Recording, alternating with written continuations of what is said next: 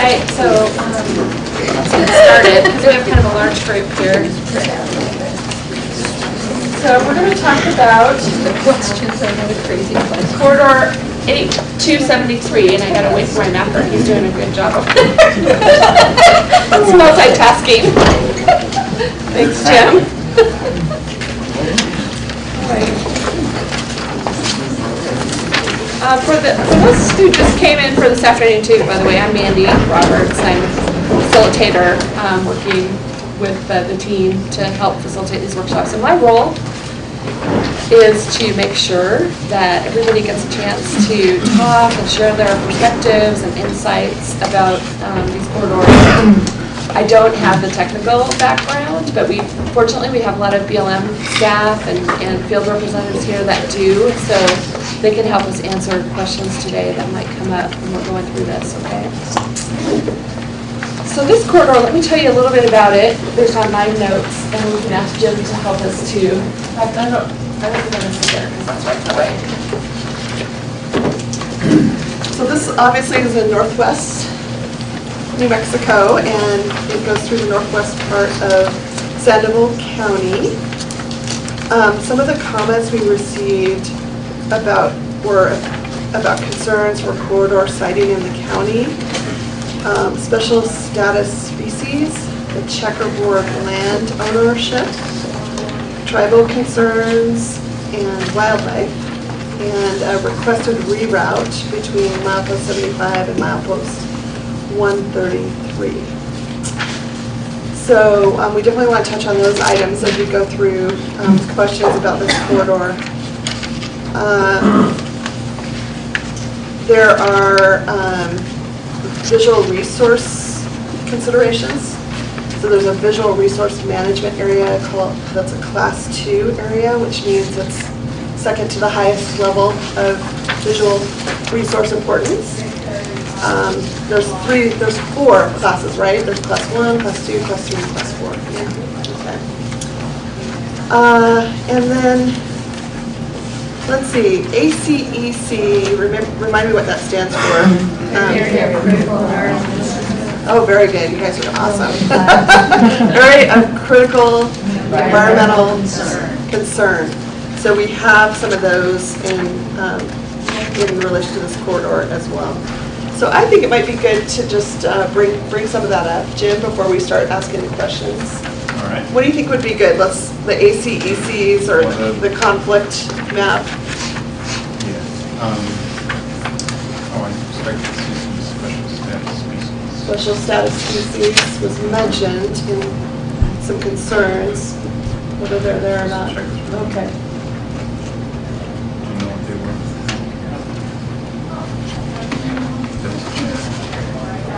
Very good. Coachella Okay. Valley. No, those aren't. Okay. Just be critical. None of All those. right. None of those. Okay. So Just a small area up at the top.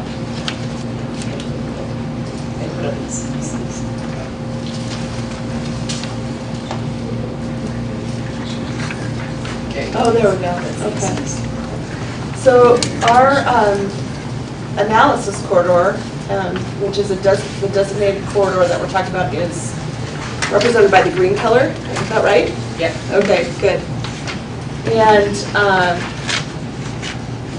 one of the first questions is the existing level of infrastructure and how this corridor relates to that. So should we zoom in and take a look at that as well? Let's ask the group if is there a particular area on this corridor you'd like us to zoom into so that you have a better view rather than looking at the whole corridor at once? Do you want to zoom in the middle just so you can see an idea of where the existing infrastructure is, or do you want to go north? Do you want to go south? The Verde project, where the Verde project intersects this corridor. I think it does, but I'm not sure. no, it It doesn't. On the further south. Well, that's what I was thinking from this map. It looked like it was getting close. So the Southeast corner? southeast. Okay. You can zoom in over there. There you go.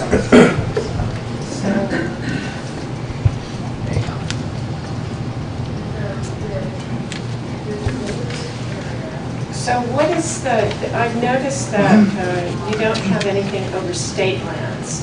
They're bringing in a transmission line through here. Is there a special agreement with the tribal and state lands on that, or have they come through, or is there any kind of contractual agreements now on proposed, any approved or pipeline corridors? Is this a approved pipeline corridor? It is a designated corridor, it's not a project. So, and the BLM and Forest Service could only designate on federal lands. So that's why you see gaps. Okay. There's no designation on the state or private lands. And so that's an open issue, open question, because as a project would go through there, they'd have to get approval to if they were going straight line, you know, they would have to get approval from those other entities. But there may be existing infrastructure there. So there may be power lines or pipelines that through there that already cross state or private or private. Okay, so if we go to our first question then, try to do this in a logical manner. It says, you know, can we better align the corridor with existing infrastructure? We've got the layers, at least for that piece, we've got the layers turned on, showing the existing infrastructure. Do we have approved projects? I don't think there are any in the vicinity, right? Okay, and then local corridors. Are there any pending projects? Pending projects? I don't think so. Verde, how does Verde interplay? I don't know. So this is still Verde a is good like one. Santa Fe, in the Santa Fe area up to like south of Albuquerque. And so if the Verde project were at section 368 corridor, would it help any of this planning or no? I thought. Yes, please, Jeremy, jump in. Do you have a pointer or? I don't have one. That's okay. Thank you. So with that question, is there any other approved projects or existing infrastructure in this area? So we can see the green corridor that was designated in 2009. I think we're becoming familiar with that. But then these purple lines with the nodes on it, that's a power line. That's a transmission infrastructure line. And so it's a parallel line. I don't know what that is. Or is it? It's probably. No. Scroll down, it's a transmission. Scroll up and down. The pipeline don't have the dots. Right. And these are existing infrastructure that shows up on the line here. We have these magenta transmission lines, 220 to 450. So it's maybe it's 345, could be 230. It's a 345. So that's existing infrastructure Do there. we know what kind of transmission line? I mean, have you said oil or gas? I'm sorry, electrical transmission line. Thank you, that's a great, Okay. I wasn't clear enough on that, but it is an electrical transmission line, Okay. 345 kV parallel lines. And so when I look at this and I can see different underground pipelines here and here, and then another one in red, those are just denoting different size pipelines. But what I see there is maybe there's an opportunity to follow that existing infrastructure, and this infrastructure wouldn't exist out here if BLM didn't authorize it. And so to me, that's maybe an opportunity to realign that corridor with that path, because it puts it not only more on BLM managed lands and impacts and would likely impact less state or Indian lands. So that's maybe an option that I would look at through my lens. But You know what would be helpful is to see populations as well, because now out here in the checkerboard areas where we're looking at, and there's already a lot of gas development out there, and probably a lot of gathering lines and other lines that are not there that would be maybe impact this proposed are you line. seeing populations of other infrastructure or population of Populations of citizens. Yeah, Communities. Are we- Communities. Okay, we'll make a note of that. That's good to know. That's a Because very I common- don't know yeah. where, because our issues are, where some of these chapter houses are and where the communities are out there. And what we're trying to do is, if we write an ordinance, how do we give public safety that is a big issue? And how do we, address that? And so part of the area is that we can maybe put infrastructure, and this infrastructure would impact those communities, whereas other types of infrastructure for public safety, roads, hospitals, fire, all that stuff, needs to be in those communities. And so it's very hard to get high consequence areas designated because many of these maps don't show those populations. So it would be, good in this instance because of the Indian allotments, the private fee simple issues that many Native Americans face out there. So there's that, and then there's a lot of other tribal concerns that they should address themselves. But my concern was that this was moving very close, and then as you go up, there seemed to be like an abstract of getting kind of close to Chaco coming down, and then something was rerouted. I'd just like to take a look at that. Why don't can we look at that, Jim, kind of zoom in on the Chaco area? Just because we had mentioned those things earlier, and I didn't want to move on to the questions before maybe addressing some other concerns here. Sure, yeah. So what's that strip that comes down from the Great?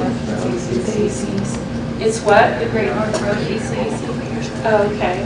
So that, the corridor, the energy corridor is the green. That red line represents potential areas of conflict, right? The red color. That's the Great North Road, ACAC. Oh, okay. And so is this impacting them? Yes, as it comes up through, as it crosses, right? Right here. Whoops. Oh, that's okay. Right here. Yeah. So that's one potential conflict. But what would there be opportunities to avoid that at all? I'm not sure. So zoom in, which area? This area here? Yeah.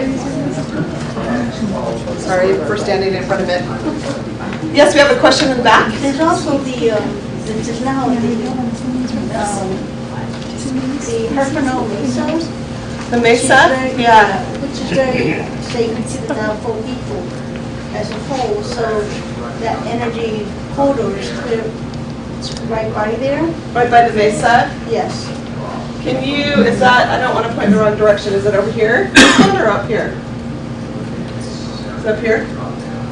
I don't know what The I Mesa, don't know what the, it's not labeled, so. yeah, there's nothing there. Where's the highway? South of, Where's the highway? So here's 550 right here, Lola, and it also starts to parallel this corridor that's going over the north So that means it's gonna So go 550 is already going through it. so the road, it's going on an existing road. And the Herfinale Mesa is the one that's right down in the bottom. Right here? Okay. Can we zoom Yes. down to that direction a little bit, Oh, there it Jim? is. Oh, there we go. We're from the Mesa.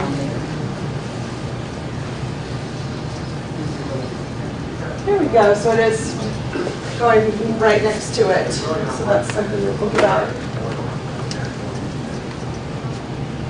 There's that intersection. Yeah. And that is just, for my knowledge from local experts, that's an existing highway corridor. So it's following the existing highway corridor. There's already infrastructure there. So that's probably one of the reasons why it was chosen.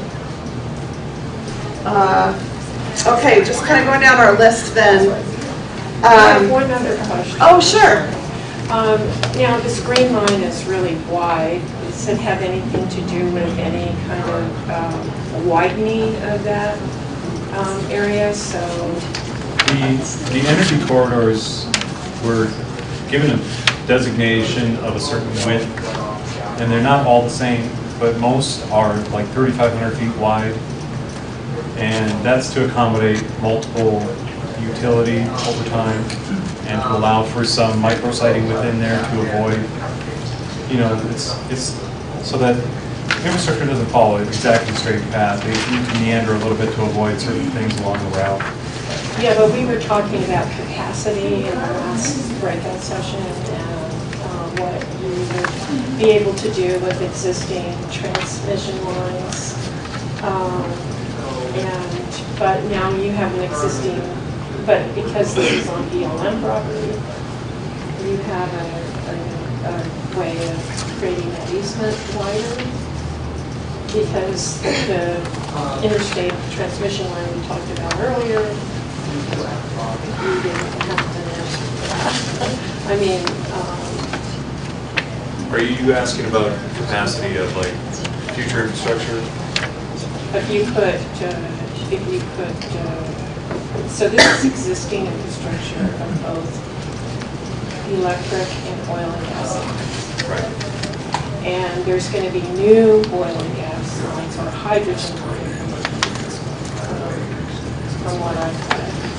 And so with all of that, do you have to expand the capacity of the width of the right-of-way in order to accommodate a hydrogen line that may be coming down from Colorado into New Mexico? That's something we're considering throughout this process. You know, there's sometimes where because of resource conflicts or different jurisdictions or the land base, that a corridor may get narrowed up, and yet it still provides connectivity from point A to point B.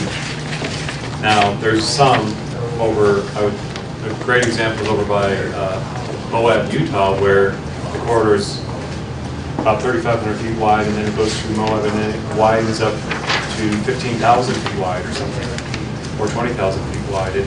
And they can vary and they can change. We can't change that here, and I want to make that clear. And I hope that we've touched on this maybe once or twice, but if we haven't, I want to be clear that, you know, so throughout this review and this effort, we are not, at the end of the day, making those decisions to change things. We are bringing forward the recommendations that you all are putting forward, and that we can kind of synthesize all of that as recommendations for both the agencies to look at, and to do it through their formal land use planning process. And that again is going to be a very robust and comprehensive process, to where even further analysis will happen. More on-the-ground surveys may be necessary to look at certain things. To see So if what it's about appropriate. contacting stakeholders on this and formulating some kind of notification process along this with BLM to have what kind of notification process to citizens who are living along these lines? For which part of? Or if it's For a any- transmission for line or an anything- oil gas line or a hydrogen line, there should be some kind of a notification plan. Yeah, there is for standard state- policies and practices in place. Right, then those gold standards, and are they being followed? Well, That's the issue. I like to and think that's that part they're of- followed pretty well. that- I'm well, sure I that don't it's know. not perfect. Yeah, I don't think that they Certainly, are. but I think that would they also- probably need to be reviewed. And there's certain things that have to come in that notification process in this, so that was one of the things Okay. that I had commented on earlier Okay, on this good. process Okay. about that. Yeah.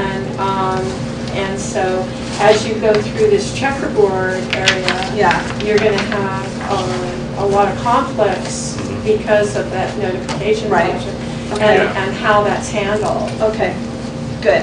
That's- I want to that's a move really us good along, point. I'm sorry, but we have a lot of other, sorry, Jeremy, go That's ahead, okay. you want to wrap up? Well, I just appreciate the. It's I quite do well taken, and too. There's always room for improvement, and Okay, so, because we're supposed to be wrapping this up by 1:45, if everybody wants to look at your watch and help me with the timing, so we only have about 20 more minutes. And I want to make sure that everybody gets a chance to share any comments or any questions, again, about the alignment of this particular corridor. And I can ask some more specific questions, but, we already talked about the potential realignment to follow one of the existing corridors. And then we were starting to look at potential conflict areas, and I guess one of the questions is, are there better locations to cross some of these areas of conflict to reduce impact? So that means we need to have all the conflict layers on the ACECs, the VRM, chat, wildlife, conflict map. We'll probably have to zoom out again to see those conflict areas.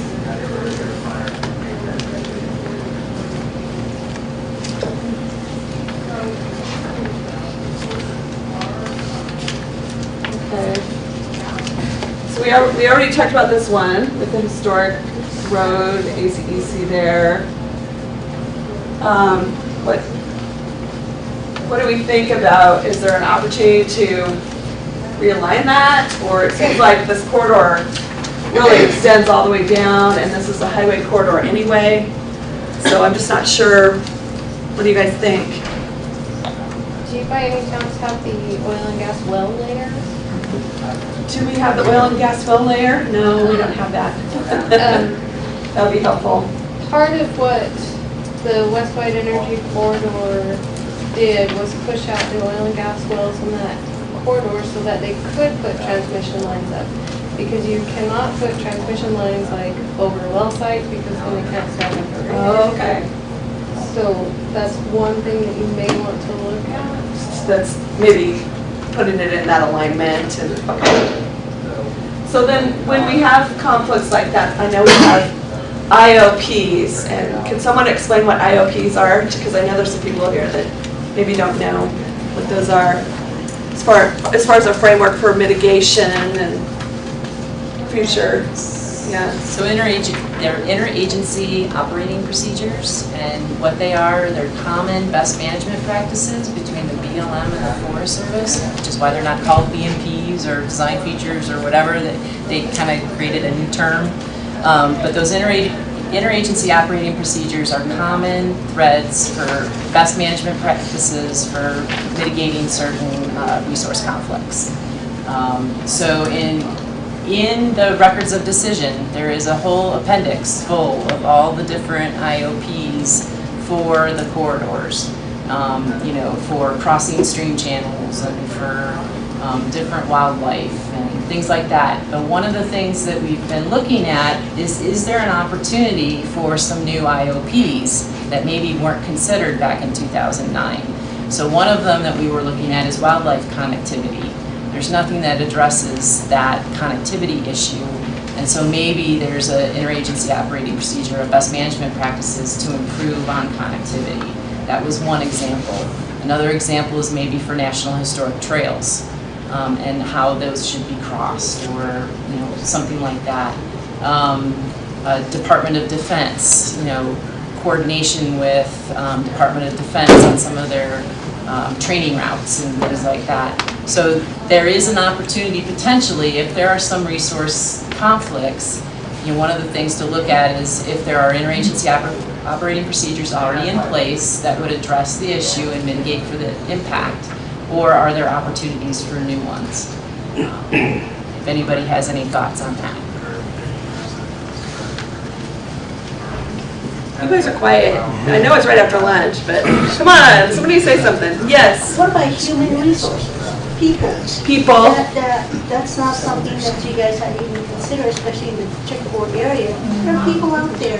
So like communities, yeah, we were kind of mentioning that, yeah, Yeah, several okay. years ago, they were trying to do a transmission line through the reservation as well, and a lot of people were concerned because of the emission that comes off of those lines. Okay, And they didn't want to be anywhere near it. So that's You know, if you let them know what's going on, it'd be nice. And also, each of the chapter houses that are in that area, they all have what's called land use plans. That means they have this plan, just like EIS or EA, what they want to do in the future. Okay. So that's something you guys need to consider as well, because you never know where you want to do things. And that's what I've been trying to tell our folks back in Farmington, that use those plans before you start saying, yeah, it would be okay to put a well here or something else over here, Okay. because people are moving back in. So would we'll So- probably get this note down, but tribal land use plans Yes. for tribal lands? Yes. Make sure we're coordinating, cross-referencing those? Yeah. Yes, please. Okay. Great. Other comments? Yes, sir. I don't have a comment, but a question. Yes. In regards to the energy corridor, is that the planning for that also being factored into the BLM Farmington Field Office RMPA amendment process? Yes, it is. It is discussed. Okay, good. Another question back there. Well, Yeah. I mean, that area in general is a very important golden eagle nesting habitat. that Okay. comes through there. And I don't know if you guys did much of an analysis on eagle nest locations and where that corridor was going to go. Yeah, so did that come up in any kind of habitat analysis that you guys recall, the golden eagle If it's designated critical habitat. critical? Farmington Field Office has bald eagle ACECs, so anywhere there's a no nest, there's also a buffer around it where we've called it an ACEC to prevent things from going in unless they're specifically cited with our Do you recall how biologists. big a buffer were they recommending? I don't remember, do you have that? I don't, I left the RMP at the office. If you'd like, you can give me your contact information, I can follow up with you on this. Good question, though. Yeah, thank you.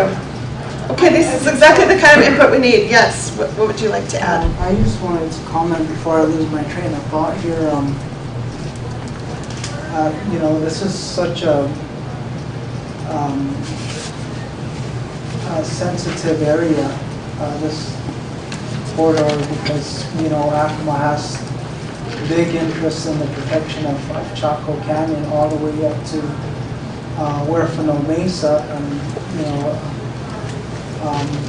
you say that, you know, your NEPA review has been complete. You know, I don't know if that includes your, I'm sure that includes your cultural surveys, but, you know, when we look at it, Acoma, we feel that it's incomplete because, yeah, we say that all cultural resources are archaeological, but also, or all archaeological resources are cultural resources, but not all cultural resources are archaeological. By that I mean different, maybe a rock alignment, you know, or a eagle nest. You know, those in nature aren't archaeological resources. So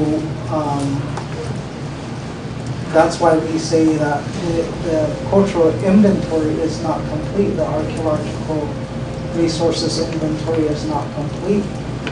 And you know, with the planning of different energy sources using the corridor, I believe that, you know,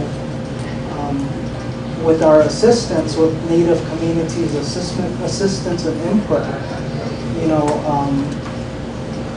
they could better align the actual corridor.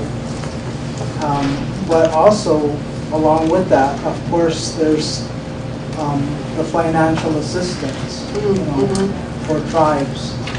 And that should be the responsibility of those different proponents that are, you know, planning or their energy, whatever, a pipeline or a transmission line. You know, those are some of the responsibilities that they should take into consideration, is that, you know, they need to provide the financial assistance and support to the tribe so that we can help them as well. So, that's Thank you. something that. Yes, thank you. Very good. Okay. Yes. Sorry. No, But there's, I would like you to locate Chaco on this map, and then if you could put a buffer zone of a 10 and 20 mile zone around that. Okay. So if you could locate that, I'd like to see how You want to see that it 10 mile zoomed in? zone impacts the alignment of that corridor. Yeah. Jim, could you zoom into Chaco I don't know again? where it is, but I will. It's a little further south. Further to the A south. little bit south, and it's And it national. should. Ends up down here, right? It Right should here. be there. Big pink, purple color. Okay, and then do we have a scale on the map? So here's a 10 mile. Here's a 10 mile distance right Yeah, here. okay. So you can kind of see, Yeah, we're there's definitely probably- outside of that. You're, Yeah. if it's correct. You can do a distance measure tool. Yeah, so this is the, Yeah, so you should be able to measure it. okay.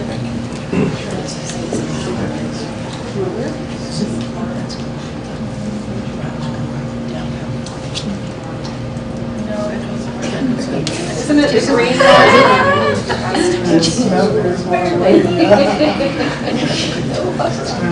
Yeah, 20 miles. So Yeah, that's it's about. to the green line, right?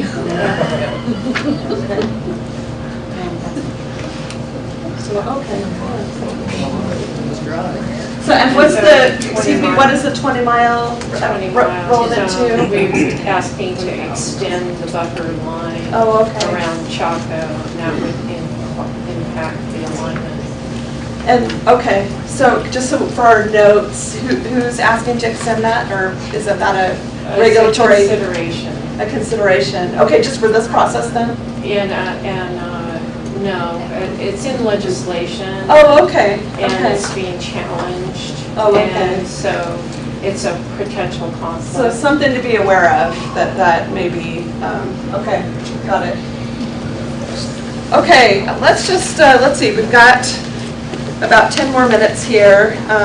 And we talked about operating procedures, interagency operating procedures that can mitigate some of the issues like the National Historic Trail, visual resources, wildlife migration corridors. I think that's a good idea. Everybody raise your hand if you think that's a good idea. We need to add those. Yeah, okay, good. Yeah. All right, good, check mark. Is there a need to limit the mode of use for the existing or future corridor to mitigate conflict? That's a question on here. Yeah, so what that means is electric only, maybe underground only, maybe, so for like visual, sometimes you want to go underground, just so that it doesn't have that major impact. But when we talk about mode of transmission, that's what we're referring to. Above ground only, underground only. Right now, I believe this one is multimodal, which means it can be anything. But in some cases, you want to go underground. So it's multimodal, but it hasn't been determined that it has to be any of it. And so that's a potential conflict if you know today. Right. I mean, is there an opportunity to come back with suggestions after this? So what we're trying to do here is get people's input on potential changes to these corridors. So a potential change to that multimodal aspect of this particular corridor, and that we would put forward as a suggestion, potentially, for, it looks like this might make more sense as an underground only. And it so could be. do we have an opportunity, what my question is do we have an opportunity to comment on today's presentation? Yes, those blue comment cards, one is in your folder, there's some on the tables. Can we submit comments like next week? Yeah. Okay. Yeah, that's what I'm. You'd be more than welcome to submit those comments. If there's an issue that you want to talk about that we don't get to today, Okay. write it on the card, but you can follow up with me. You would email me, and we'll address it. We want to make time. We don't imagine that we can cover everything in this Right. one afternoon or Right. anything like that. That's what good. I think it would be okay to write comments on these too, Sure, wouldn't it? sure, and- Yeah, and if that feel helps free you to hand them in kind of or organize send your them later. comments, these sheets, Is yeah. that form on the website electronically? We Make can, it we easier can for put it people on to the talk? form. Oh, we can put it on the website. Okay. Okay, any other, yes, comment? One of the issues I've heard from the public mostly is New Mexico doesn't have 500 kV lines, and when you go from 345 to 500, the structure changes drastically in size. And the visual in New Mexico is extremely important, and people are taken back by the immensity of 500 kV lines. So, and I hear that all the time, that the line of sight visual on 500 kV is extreme compared to what we already have, which is, I mean, the 300 kV are usually a wood lattice towers, and people have gotten used to that. And so maybe that ought to be a consideration of planning on these corridors, what size transmission lines or structures can be used in certain areas. So consider that. Yeah, thank you for that. That's something important. I appreciate you mentioning that. Yeah, any other hands up? Any other big concerns about this particular corridor? Yes? So now a comment. Comment, good. In this regard, this is a highly sensitive area for all the New Mexico tribes. Okay. And so if the agencies can do some really in-depth, discussions with them, not only with leadership, but with their TIPO offices, that will go a long ways in helping developing a plan that everybody can work with. And then also, there's also going to be an issue you'll run into with the Navajo Nation and the chapters. Some of the chapters out there have a different view from the Navajo Nation itself. Okay. And so they will butt heads amongst each other in that regard. And so that's another factor you're going to have to work around in your planning. So just want to bring that to your attention. Okay. Thank you for that, Joe. Yes, very helpful. That's a definite. Okay, good. So do we need to talk about anything else that's not on our list, or can you guys think of anything else that we want to cover about this particular corridor? We'll talk about the other corridor when we get back together as a group in a few minutes. Great. You guys were pretty quiet. I just want to make sure we got all the input and all the questions answered before we take a break. Yes. Just one question I have. There's this road that runs from, and I believe it's right along this proposed corridor you have here, that comes from the town of San Luis, near Cabazon Peak, runs up towards Torreon. And I've noticed... Is that historic road that we're talking about? No, this is way considerably farther south. Anyway, driving up and down that road the last couple of years, they've built a huge, looks like a large substation Yeah, of some. Do you know what that one? You know what I'm I talking think it's about? a compressor station. Well, there's a compressor station there for gas, but there's also an electrical. Yeah, Like and they so- just built it, right? It's very large. Yeah. And I was wondering if that was built with this energy corridor in mind, or why that was built there, I guess is my question. As Jim's trying to pull up, I don't know how many years ago you said this was? This is recently. This is recent. This is very recent. they did it. I will speak to just the standpoint of, from the corridor standpoint, we try to keep sort of site developments out of them.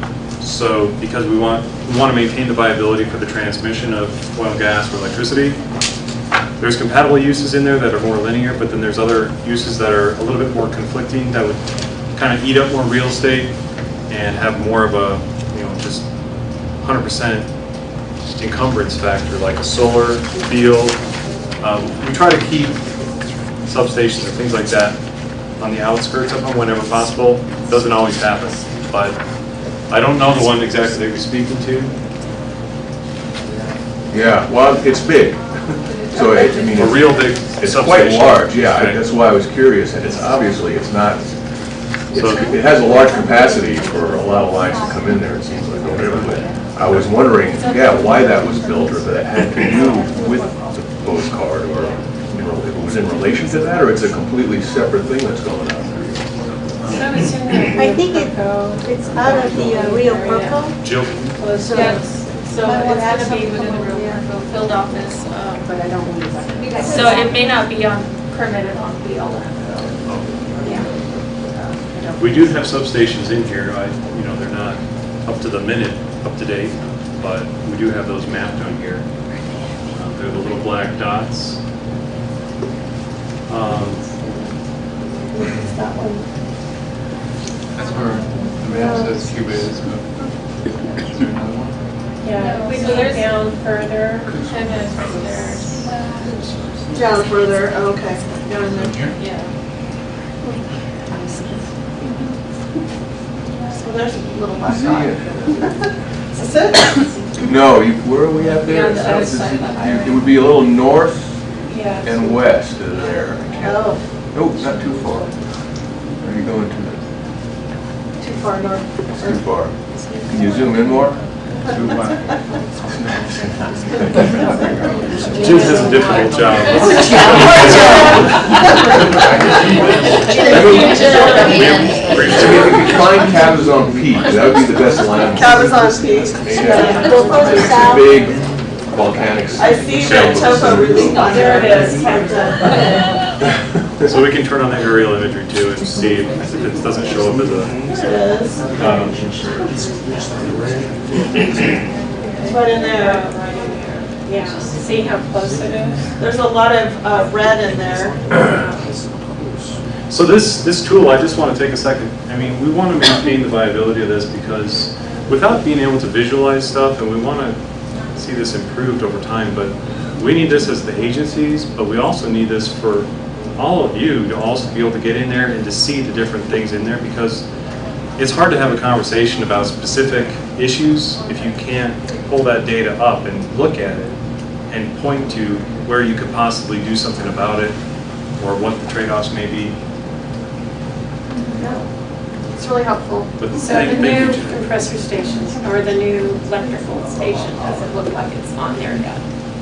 It's not on the map yet, doesn't look, it's not, there's no black dots coming. No, I wouldn't imagine it would be. Well, flagged. that's probably because it's not on BLM, this is, Well, our substation data is across the it area. is, It's okay. not- Yeah. You know, and I guess it was mainly just a general question, not that Yeah. necessarily was tied in with you folks, but Yeah. it Okay. kind of piqued my interest because of the size, for one thing. Large And I scale. was wondering what the Not just for long-term plan was, and Understand. why they're building something that large.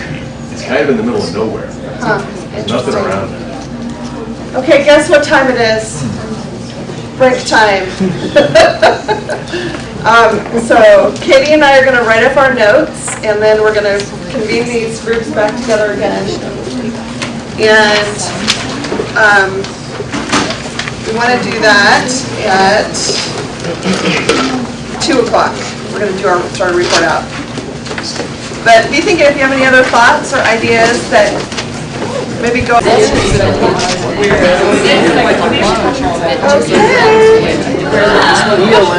2:01. We're only 1 minute behind, that's pretty good. Okay.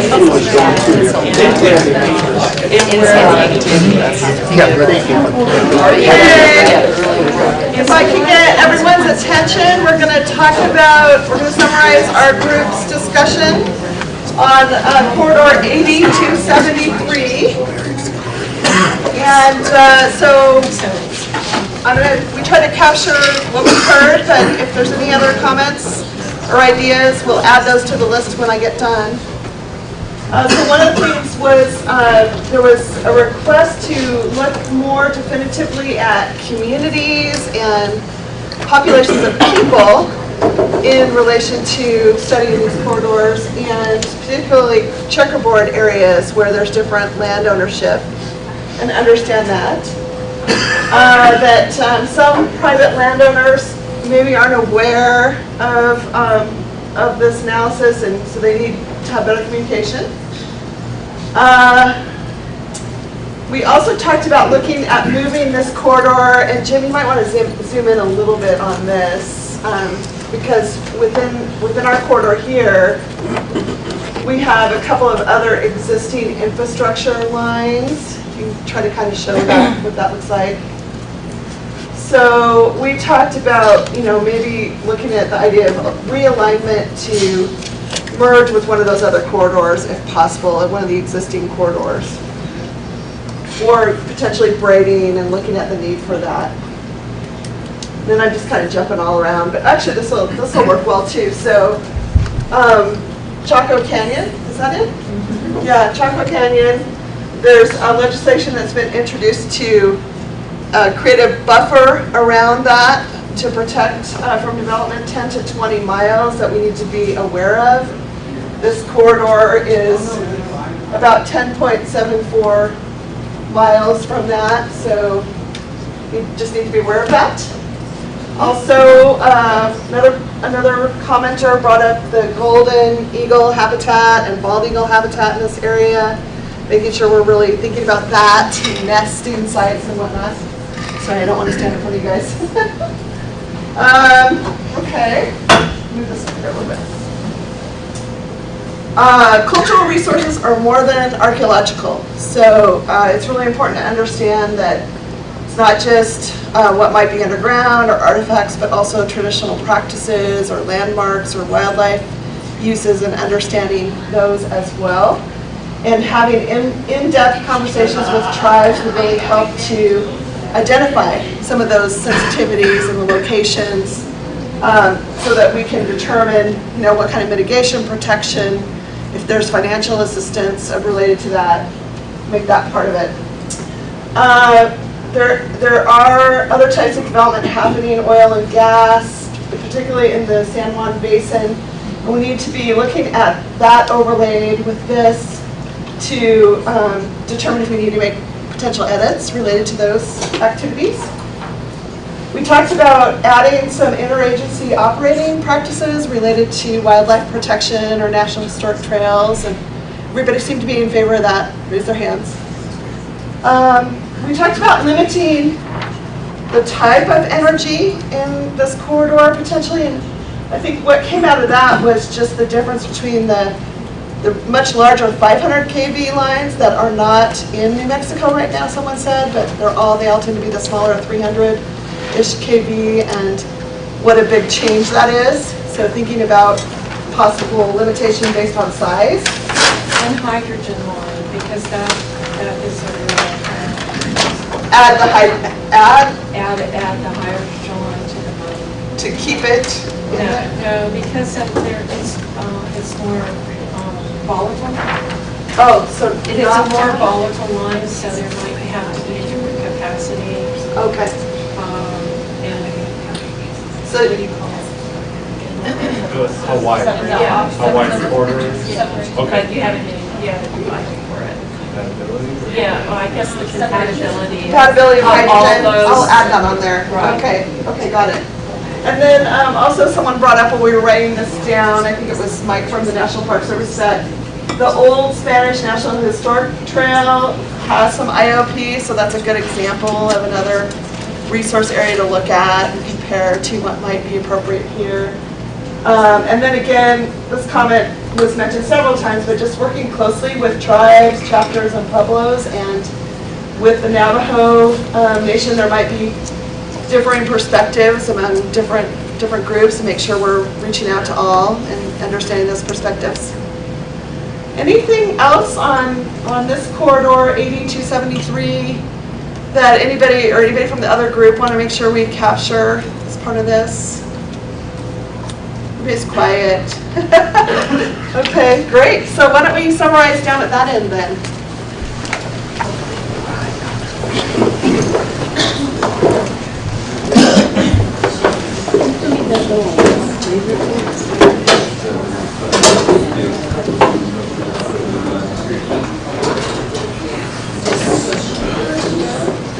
Okay, so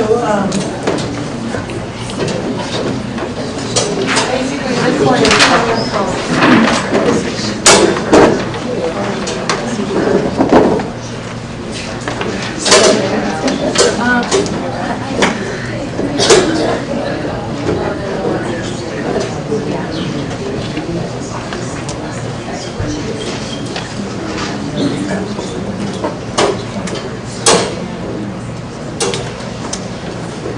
Okay, so for the most part on this, kind of runs through some counties here, Travis, Lincoln, Lea County, and it comes down into the corner. Can you just speak up a little bit? I'm sorry. That's okay. Yeah. So this identified corridor comes down into the corner of New Mexico into Texas.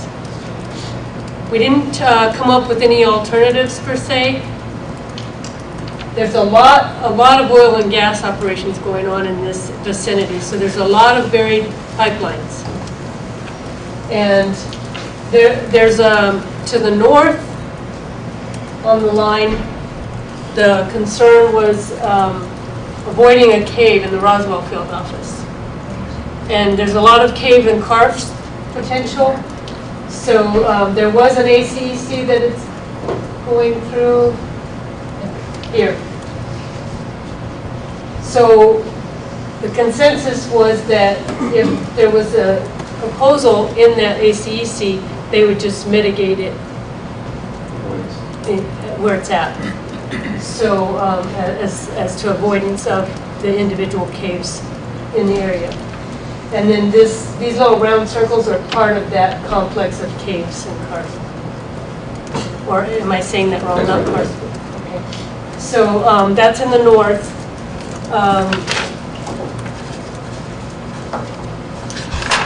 Sorry. Okay, so on the south, the issue,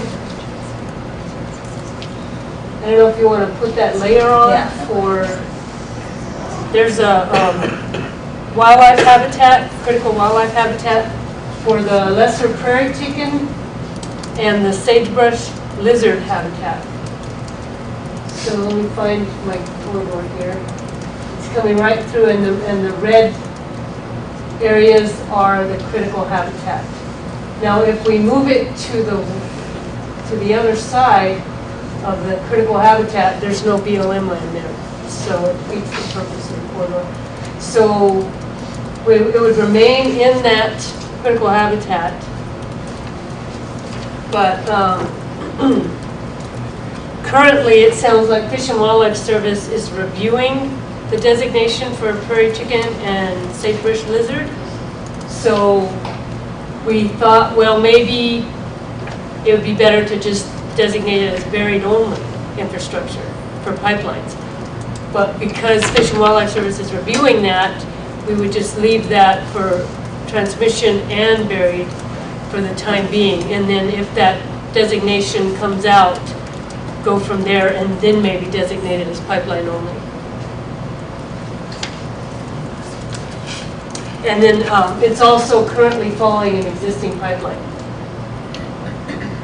So I think that's it, unless anybody else has any comments on that. Anything to add? Okay, thank you. I just wanted to ask us all to give all of ourselves a hand. We've all been really great participants in this really challenging work. And I also want to thank our mappers, Jim and Ellen, because they've been mapping us to really important places. That's not easy. And I think Jeremy is going to wrap up with next steps. I'll come over here. Good. There you are. Okay, I was wondering about that. Yeah, okay. All right.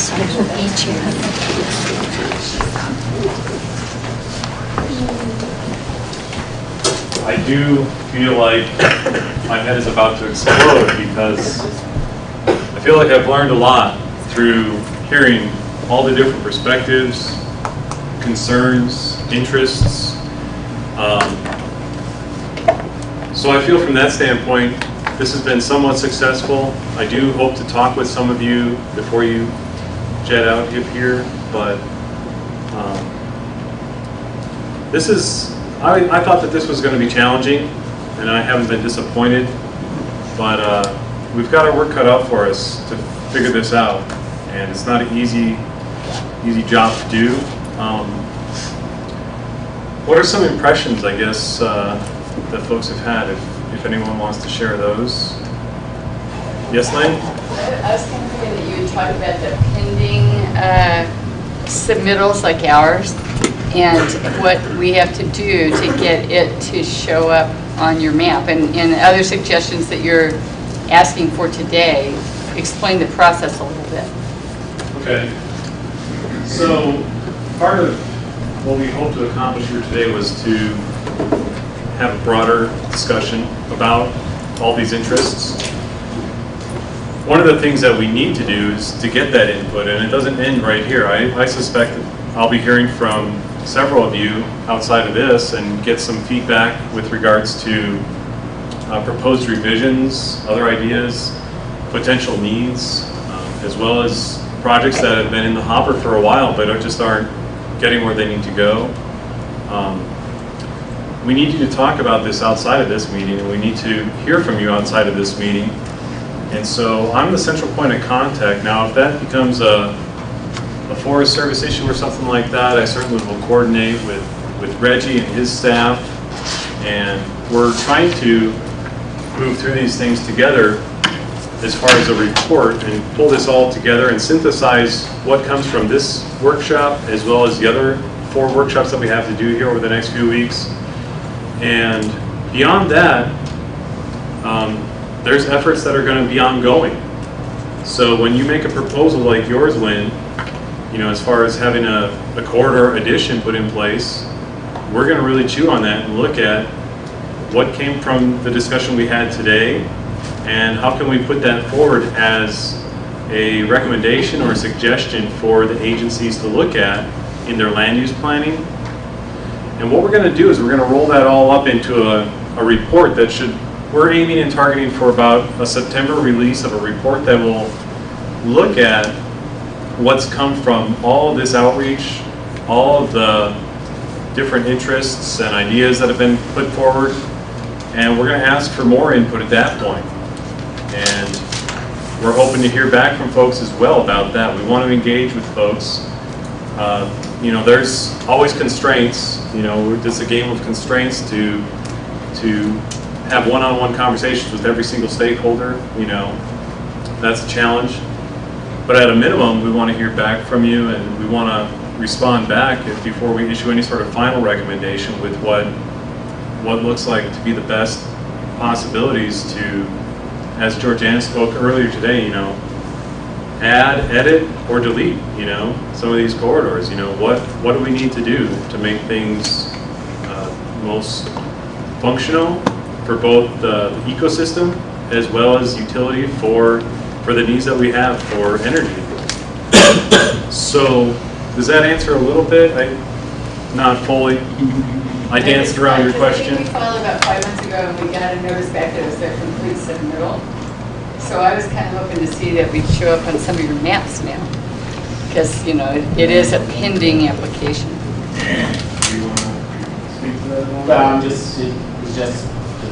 this process is not that quick, and this process will only provide recommendations to the Forest Service and BLM leadership about corridor designations. So your, I guess, individual request for a corridor for development, that has to go through the process that you've been working on directly with the agency in development. And certainly I'm going to engage with you more about what we discussed earlier. So just to quickly follow up on what Reggie said, you know, like I said earlier in that other side, you weren't maybe on that side of the room, but I wanted to remind folks that the outcome of this effort isn't me making a decision unilaterally to add everything you guys want and change it. I can't do that. I don't have the authority. But what I can do is facilitate that through this joint agency report to where these recommendations and everything's steering things, and it kind of bounces around a little bit as you've experienced. Where's that path? You know, how do we get from point A to point B if there's a true need? And so the decisions have to be made back by the local offices who, they'll obviously work with the national office, whether it's BLM or Forest Service, but they need to look at that more site-specific and make those planning revisions if necessary at the local level. We're in that process, but it's the Forest Service here in New Mexico that asked us to request Section 368 corridor designation for Lucky, and that's where we filed the submittal. So they're the ones who requested that we do that. So we're hoping that something comes out of it that helps the local Forest Service. Well, this is the input we want. We want this loud and clear, and it's not just for you, and it's not just for industry as a whole. It's for the other resources, the other tribal interests, the other vast amount of interest that kind of this tension of, you know, how do we move through and do things right? And that is a slow and arduous process. So just to, I guess, put a bow on what your ask is, so based on what you provided us and feedback we've gotten from in the room, as Jeremy stated, we're going to do a draft report, which kind of synthesizes what we get from here, what the feedback we get on from the forest units, and once we send that out, we'll get additional feedback, and then when that final report is made, that will go to the leaders on the forest and districts and within the states. And from there, let's say we've kind of agreed that that corridor needs to be designated. Well, that recommendation will go to the forest supervisor, and he or she will have that in front of them. And based on this national effort, it's been recommended that we designate a corridor here based on study, analysis, recommendations, public meetings, and so then it's upon him or her to say, okay, yeah, I agree, based on need, based on all these other factors, I'm going to designate a corridor here.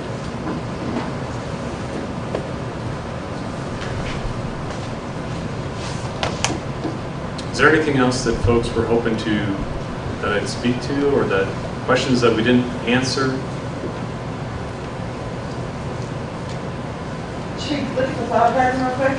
Yeah, I did want to, so I've covered that. We wanted to follow up here with the draft report, so we will be pushing that out to everyone who's interested in that, who's obviously registered for this. We'll send that. And the path forward would be like Brady described. It's going to have to take more land use planning. But yeah, let's go through the flower garden. I think a lot of these were very general comments, and a number of them are probably addressed in previous analysis, but I'll just repeat them. And then maybe when we do the report out, we can also kind of link people to information that relate to these. But we talked about the quality of wind and solar energy, renewable resources here, and understanding that opportunity and how that relates to these corridors. Protection of cultural resources, we had a lot of good conversations about that today. Long distance national historic trails, that came up when we were looking at several of the corridors.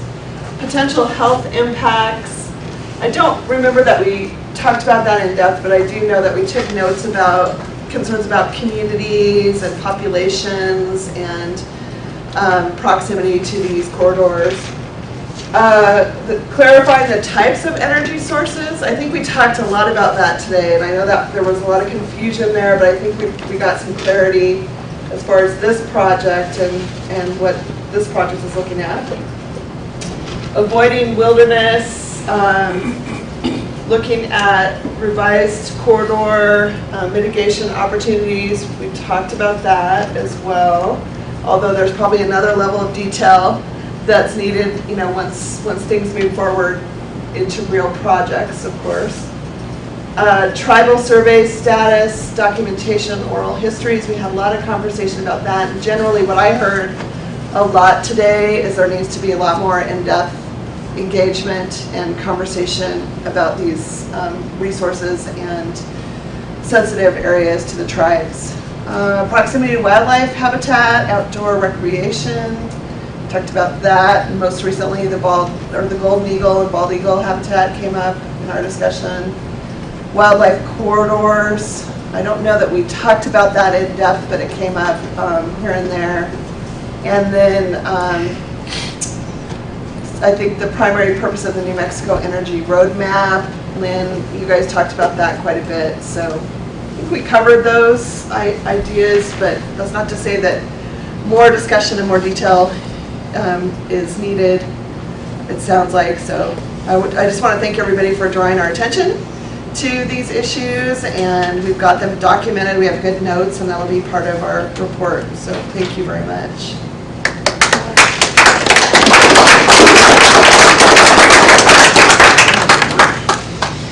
So I think, unless there's a need to talk about anything else, I think that's kind of it for the day. I'm not forgetting anything that we were going to cover with wrap up that you can think of.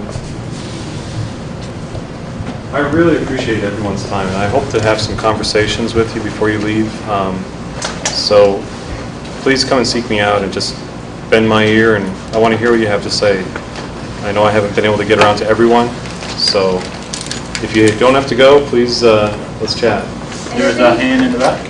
If anybody has any of those cards, those review comment cards, please, I'll stand out in front here, and if you could just hand them to me on your way out, that would be fantastic. We can also take them, later if you want to scan them maybe, or email them or something like that. That would be fine. We put our grid map up on the wall, and since 9/11, it's really hard to get those, so don't write on it. But if anybody wants to look at the actual grid and how close it comes to your property or tribal lands or anything, that's the map of the Western Grid. Nice.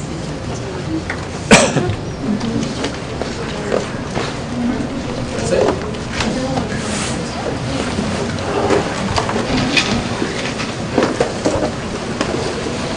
Thank you for being here. Sure, Burl.